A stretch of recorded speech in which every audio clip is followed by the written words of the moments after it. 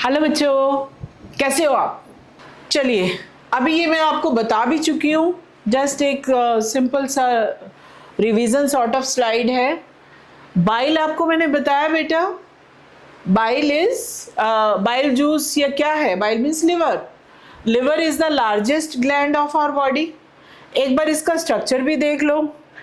इसमें आप देखोगे दो लोब होते हैं, right lobe, left lobe.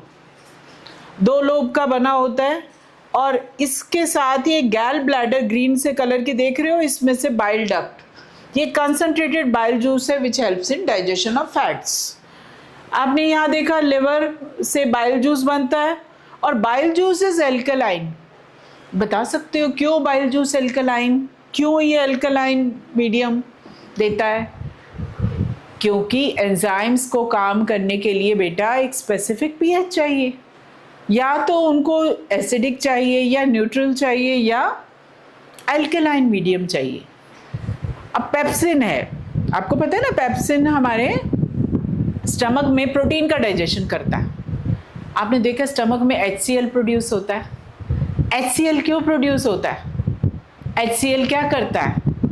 It provides acidic medium so that pepsin enzyme can work. और आपने देखा कि और क्या करता है HCl, जो हमारी स्टमक में HCl प्रोड्यूस होता है, और क्या करता है बेटा? इट किल्स द बैक्टीरिया और any outside thing which happen to enter our body या our stomach along with food. तो कुछ भी अगर एंटर कर गया है बिसाइड्स, यानी जर्म्स कुछ एंटर कर गए हैं, तो उनको मारने का काम भी HCl करता है, हाइड्रोक्लोरिक एसिड। और क्या सुना होगा ना आपने बेटा कि एसिडिटी हो गई, आज बहुत बाहर का खा लिया, खूब एसिडिटी हो रही है। तो क्यों एसिडिटी का मतलब जो स्टमक में HCl का प्रोडक्शन बढ़ गया। तो अब जो मैंने आपको भी बताया बेटा कि पैनक्रियाज में ट्रिप्सिन होता है जो प्रोटीन का डाइजेशन करेगा। अब वहाँ का एंजाइम जो है ट्रिप्सिन या बाकी एंजाइम है, इनको एल्कलाइन मीडियम चाहिए। ये एसिडिक मीडियम में काम नहीं करेगा। अब एल्कलाइन मीडियम अभी तो स्टमक से आया है, वो तो सारा एसिडिक मीडियम में ही था, सारा एसिडिक था। काइम जो वहाँ से मिला, काइम यानी जो डाइजेशन के बाद जो फूड का एंड प्रोडक्ट होता है, तो वो जो स्टमक ने बनाया वो तो एसिडिक था। अब उसको एल्कलाइन करना पड़ेगा, क्योंकि महाशय जो हमारे ये है ना बेटा, पैनक्रियाज के जितने भी एंजाइम है वो कहते हैं हम काम करेंगे जब हमें कंडीशन कौन सी दोगे? एल्कलाइन पीएच दोगे। एल्कलाइन पीएच मिलेगा तो काम करेंगे, नहीं मिलेगा तो नहीं काम करेंगे। वो बड़े स्पेसिफिक होते हैं, उनकी कंडीशन यही है। अब ये कंडीशन पैनक्रियाज ने तो रख दी, अब ये कंडीशन पूरा कौन करेगा? लिवर आएगा। लिवर अपने एंजाइम्स कुछ नहीं बनाता पर बड़े काम करता है, इतना बड़ा काम करता है, हमारी बॉडी को डिटॉक्सिफाई करता है, फैट्स की डाइजेशन में हेल्प करता है। बहुत ये हमारी बॉडी के लिए बहुत हेल्पफुल है कि हार्मफुल सब्सटेंसेस को शरीर से निकालने में इसका बहुत बड़ा रोल है। तो यहाँ पे आपने देखा कि ये एल्कलाइन मीडियम प्रोवाइड करता है ताकि जो एसिडिक काइम बेटा किसने प्रोड्यूस किया था? अभी मैंने बताया कहाँ प्रोड्यूस हुआ था? स्टमक में। क्योंकि पेप्सिन की एक कंडीशन थी कि भैया मैं काम करूंगा तो सिर्फ एसिडिक मीडियम में, और ट्रिप्सिन की क्या कंडीशन है कि भैया मैं काम तो करूंगा, प्रोटीन को मैं कन्वर्ट करूंगा एमिनो एसिड में, बट मुझे अल्कलाइन मीडियम चाहिए। तो ये कंडीशन को पूरा करने के लिए लिवर अब आया और उसने एसिडिक काइम को न्यूट्रलाइज करा और बाइल सॉल्ट्स के थ्रू उनको अल्कलाइन मीडियम दिया कि ताकि जो पैनक्रियाज महारानी है वो अपना जो भी एंजाइम बनाए हैं वो काम कर सके। चलिए अब हम इसके बाद नेक्स्ट देखते हैं।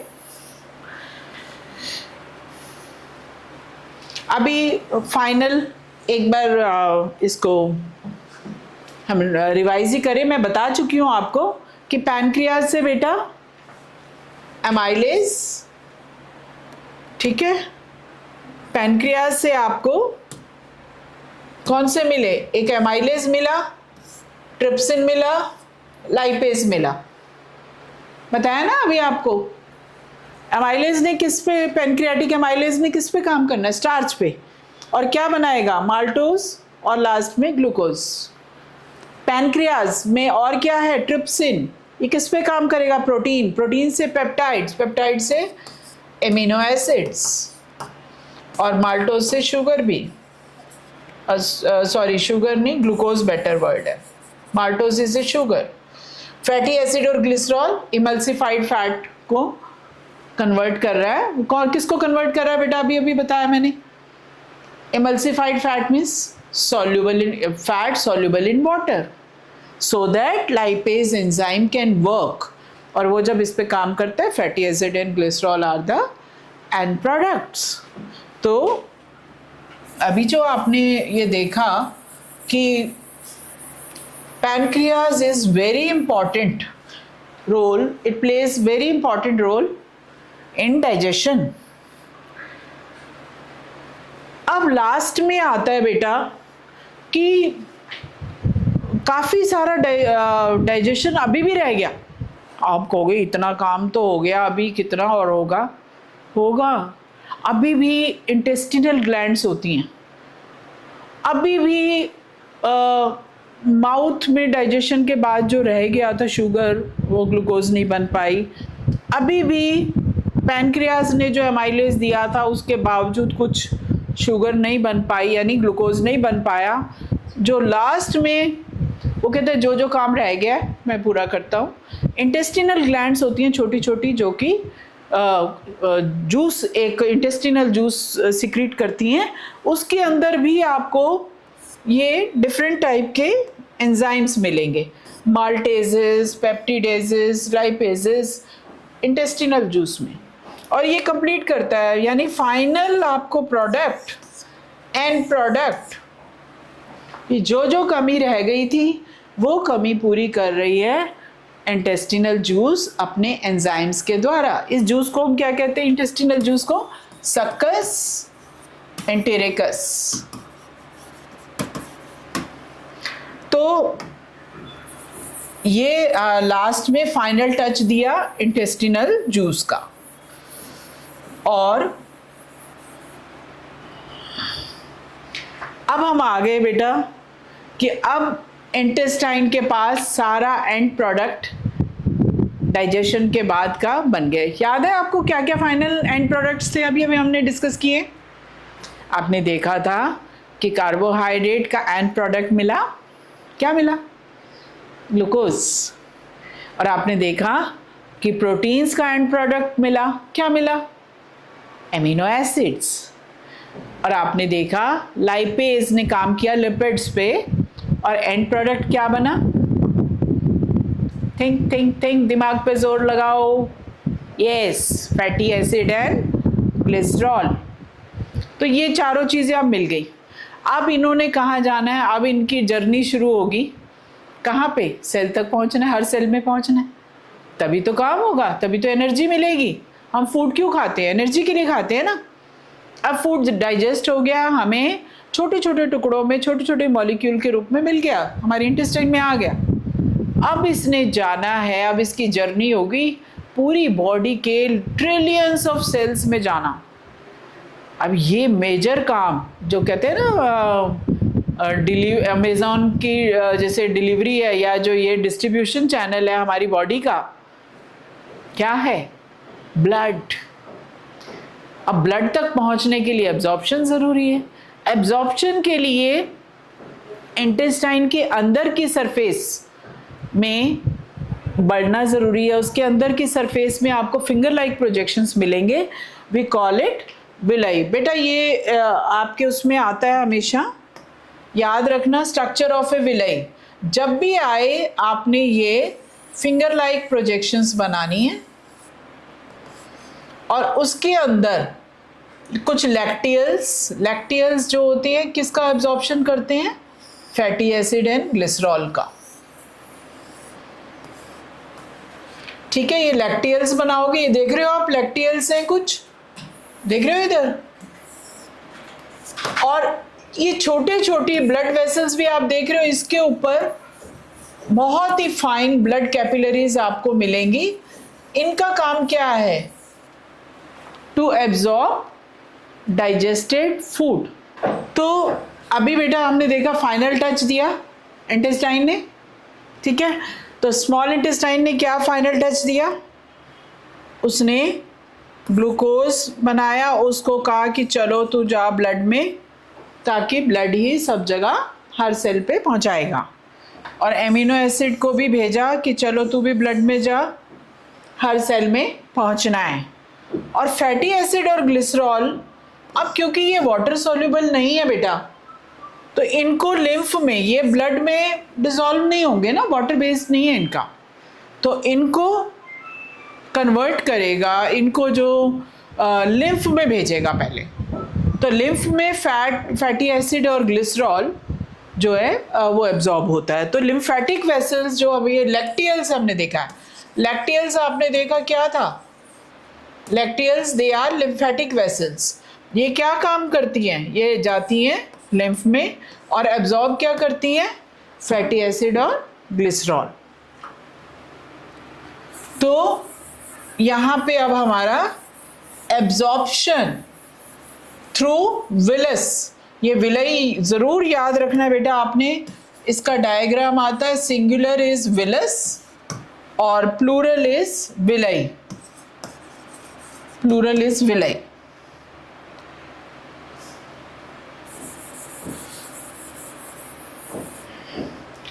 चलिए अब हम नेक्स्ट उसमें चलते हैं, नेक्स्ट टॉपिक पे, कि अब लार्ज इंटेस्टाइन क्या करता है भाई? इसने तो इतना काम कर लिया, स्मॉल इंटेस्टाइन ने एब्जॉर्प्शन भी करा, इसने डाइजेशन को भी कंप्लीट करा, बहुत काम कर रही है। पर लार्ज इंटेस्टाइन क्या करेगी?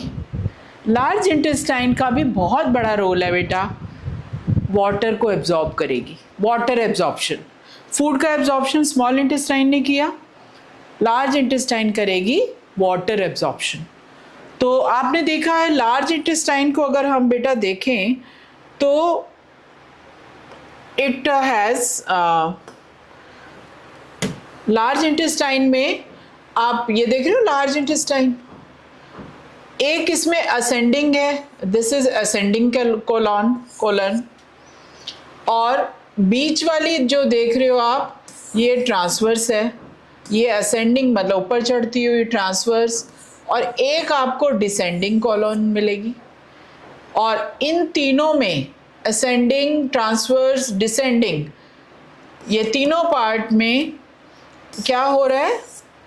एब्जॉर्प्शन ऑफ वाटर, पानी का एब्जॉर्ब। अब पानी को क्या करना है?